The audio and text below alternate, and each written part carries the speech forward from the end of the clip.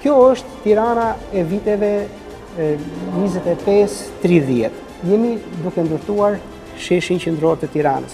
Ajo që shpjegohet pikërisht në këtë ekspozitor këtu, lidhet me faktin se si aktiviteti ekonomik pësoi një boom me njëherë mbas themelimit të Bankës së Shqipërisë. Pra Banka e Shqipërisë ka një rol thelbësor në zhvillimin e aktivitetit ekonomik. Në këtë rast konkret, pra nga ky vit e mbrapa na pasojnë disa ndryshime.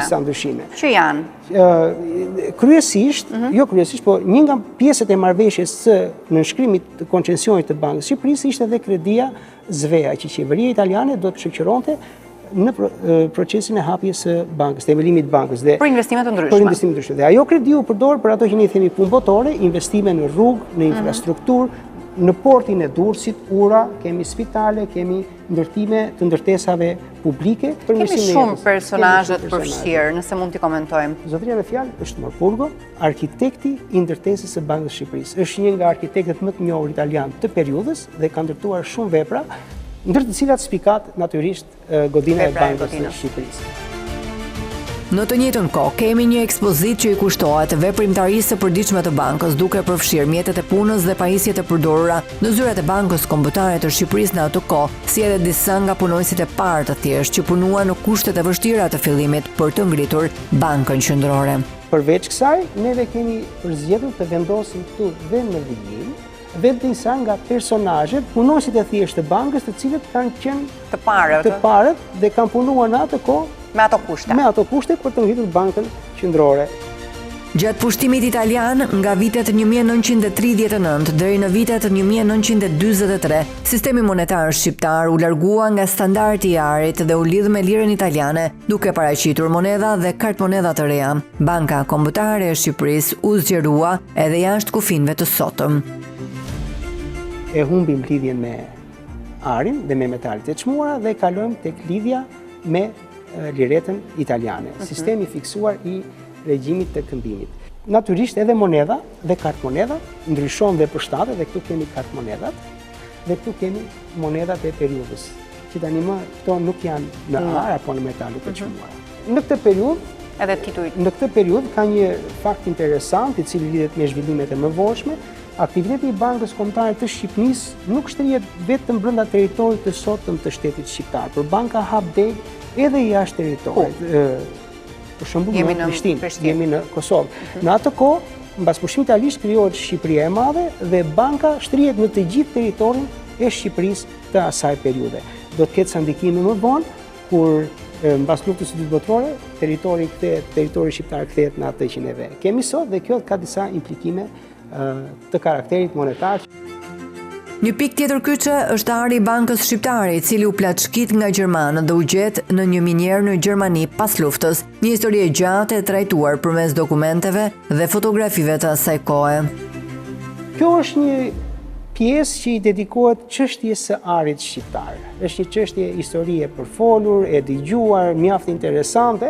Dhe ne kemi dedikuar një hapësirë të veçantë kësaj historie. Këtu janë paraqitur të gjitha raportet, vendimet e komisioneve të ndryshme. Është një histori e gjatë, përfshin në vetvete diplomaci, përfshin në vetvete vendime juridike, gjykatat e Hagës dhe Komisionin Tripalesh të shpërndarjes së arit.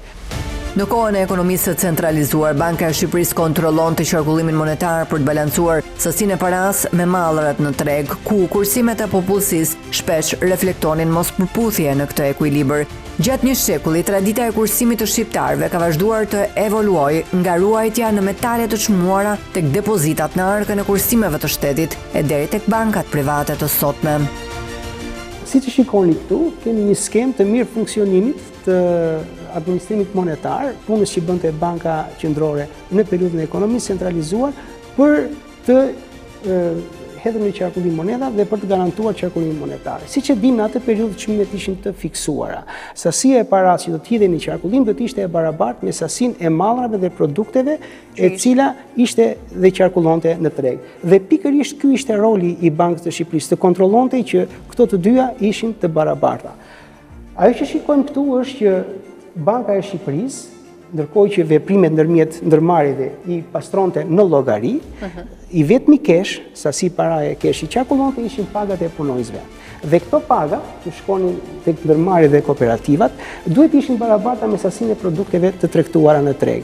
Në qoftë se këto nuk ishin të barabarta dhe një pjesë e lekëve ngeleshin në xhepat e popullsisë, këto kursime tregonin që sasia e paras me sasinë e madhrave ishte zhvendosur. Tregonte edhe pjesën e kursimit. Tregonte edhe pjesën e kursimit. Pra, kursimi në këtë rast jo gjithmonë ishte një fenomen i dëshirueshëm.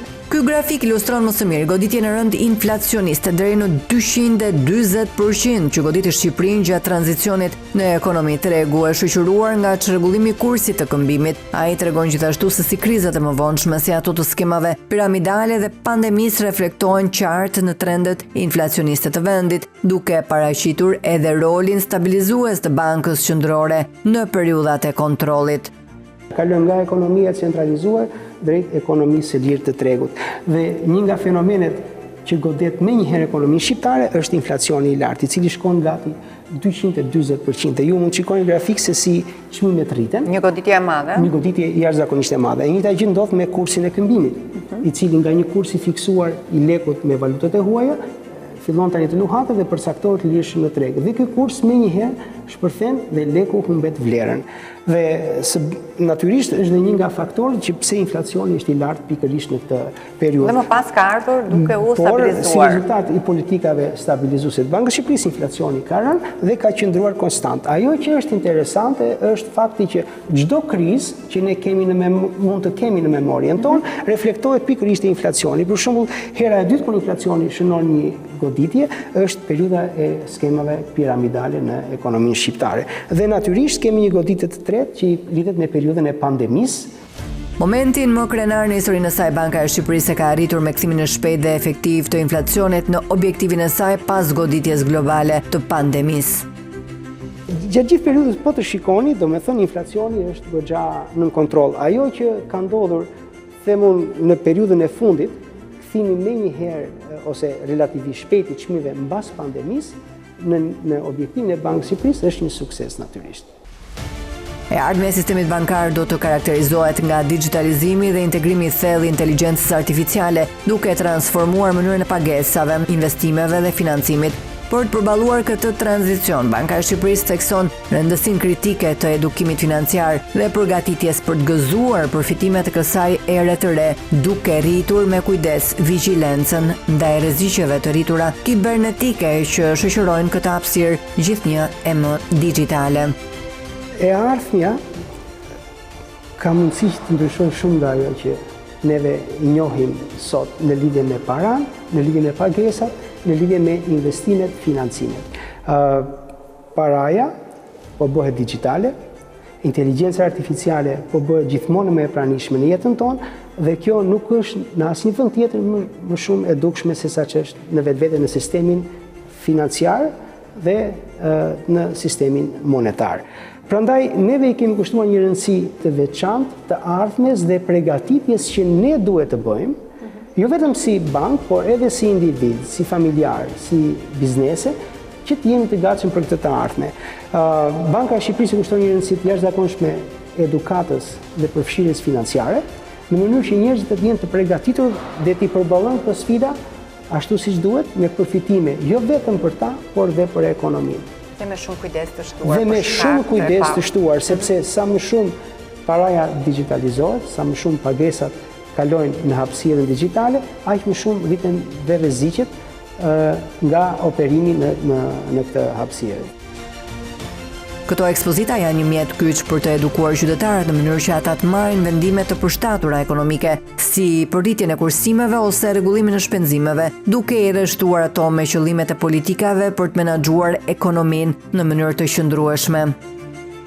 Kjo me një rëndësi të jashtëzakonshme për Bankën e Shqipërisë, sepse mënyra se si ne administrojmë sot qarkullimin monetar, politikën monetare në vend, bazohet shumë në vendimarrjen e publikut. Sot nuk ka më një kontroll të drejtë për drejtë mbi sasinë e paras në qarkullim apo mbi normat e interesit të depozitave të kredive. Banka e Shqipërisë nuk thotë kjo do të jetë norma e kredisë apo e depozitës. Sot Banka e Shqipërisë operon nëpërmjet normës bazë të politikës monetare, që është norma repo e kredive një javore që u jepen bankave të nivelit të dytë.